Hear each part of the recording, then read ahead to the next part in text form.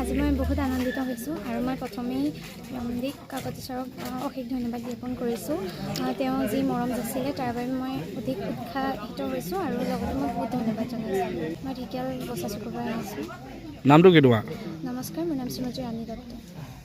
কি মানে পঢ়াৰ লগতে কিহৰ লগত তুমি বিশেষভাৱে জড়িত? হয়, মই নাটক, ভাওনা, কবিতা আবৃত্তি, গীত, নৃত্য সকলো কৰোঁ। হয়, মই 2024 চনত উত্তীৰ্ণ হৈছোঁ হাইস্কুল শিক্ষান্ত পৰীক্ষাত। মই 5টা বিষয়ত লেটাৰসহ উত্তীৰ্ণ হৈছোঁ। সজাল কুটিৰত আজি নিজৰ ষ্টলখনত এক বিশেষ পৰিৱেশৰ সূচনা হ'ল।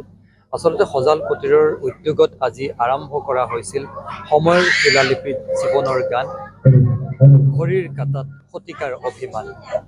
এনে এক শীৰ্ষক শিৰোনামেৰে আজিৰ এক উমাল সন্ধ্যা এটা আমি ইয়াক অনুষ্ঠিত কৰিছিলোঁ, যি অনুষ্ঠানত আচলতে লোকসংগীতৰ সমাহাৰ আৰু বিভিন্ন সুৰ সমলয়ৰ জৰিয়তে আমি আচলতে সকলোৱে এই যান্ত্ৰিকতাৰ পৃথিৱীখনত আমি অকণমান সুৰ, গীত, অনুৰাগ, মানুহৰ অনুভূতিৰ মাজেদি অকণমান সময় আমি অতিবাহিত কৰাৰ যত্ন কৰিছিলোঁ। এই পৰিৱেশটোত আমি আচলতে সকলোৱে একত্ৰিত হৈ এই জীপাল পৰিৱেশটোত আমি এক সুন্দৰ সন্ধ্যা এটা উপভোগ কৰিলোঁ। আৰু এই অনুষ্ঠানটোতে আচলতে বিগত বৰ্ষসমূহৰ দৰেই এইবাৰো আমি সজাল কুটিৰৰ পৰিয়ালৰ তৰফৰ পৰা আমাৰ অসমৰ বিভিন্ন প্ৰান্তৰ মেধা আৰু সাহিত্য সংস্কৃতিৰ পথাৰখনত উজলি উঠা একাংশ প্ৰতিভাধৰক আমি ইয়াতে আমাৰ পিতৃ প্ৰয়াত বীৰেন কাকতি আৰু মাতৃ নীৰ কাকতিৰ সোঁৱৰণত আমি অনুপ্ৰেৰণা বঁটা প্ৰদান কৰিলোঁ। আৰু জুইৰ জীপাল পৰিৱেশত আমি সকলোৱে বিলীন হৈ পৰিলোঁ।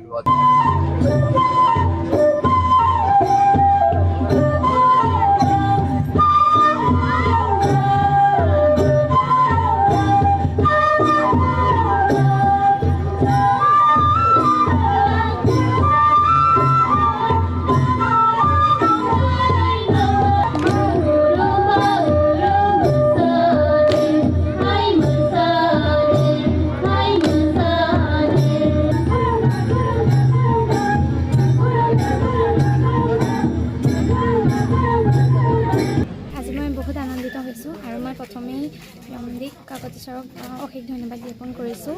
তেওঁ যি মৰম যাচিলে তাৰ বাবে মই অধিক উৎসাহিত হৈছোঁ আৰু লগতে মই বহুত ধন্যবাদ জনাইছোঁ। মই ঢেকীয়াল বছা চুকৰ পৰা আহিছোঁ। নামটো কি তোমাৰ? নমস্কাৰ, মোৰ নাম শ্ৰীমতী ৰাণী দত্ত। কি মানে পঢ়াৰ লগতে কিহৰ লগত তুমি বিশেষভাৱে জড়িত? হয়, মই নাটক, ভাওনা, কবিতা আবৃত্তি, গীত, নৃত্য সকলো কৰোঁ। হয়, মই 2024 চনত উত্তীৰ্ণ হৈছোঁ হাইস্কুল শিক্ষান্ত পৰীক্ষাত। মই 5টা বিষয়ত লেটাৰসহ উত্তীৰ্ণ হৈছোঁ। সজাল কুটিৰত আজি নিজৰ ষ্টলখনত এক বিশেষ পৰিৱেশৰ সূচনা হ'ল। আচলতে সজাল কুটিৰৰ উদ্যোগত আজি আৰম্ভ কৰা হৈছিল সময়ৰ শিলালিপিত জীৱনৰ গান, ঘড়ীৰ কাঁটাত শতিকাৰ অভিমান।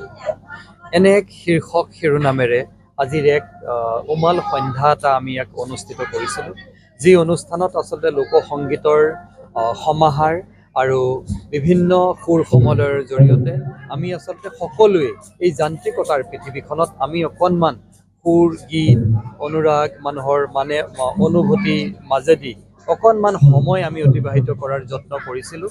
এই পৰিৱেশটোত আমি আচলতে সকলোৱে একত্ৰিত হৈ এই জীপাল পৰিৱেশটোত আমি এক সুন্দৰ সন্ধ্যা এটা উপভোগ কৰিলোঁ। আৰু এই অনুষ্ঠানটোতে আচলতে বিগত বৰ্ষসমূহৰ দৰেই এইবাৰো আমি সজাল কুটিৰৰ পৰিয়ালৰ তৰফৰ পৰা আমাৰ অসমৰ বিভিন্ন প্ৰান্তৰ মেধা আৰু সাহিত্য সংস্কৃতিৰ পথাৰখনত উজলি উঠা একাংশ প্ৰতিভাধৰক আমি ইয়াতে আমাৰ পিতৃ প্ৰয়াত বীৰেন কাকতি আৰু মাতৃ নীৰ কাকতিৰ সোঁৱৰণত আমি অনুপ্ৰেৰণা বঁটা প্ৰদান কৰিলোঁ। আৰু জুইৰ জীপাল পৰিৱেশত আমি সকলোৱে বিলীন হৈ পৰিলোঁ। যিকোনো খবৰৰ বাবে যোগাযোগ কৰক 7099017330 লগতে 7099017110 নম্বৰত।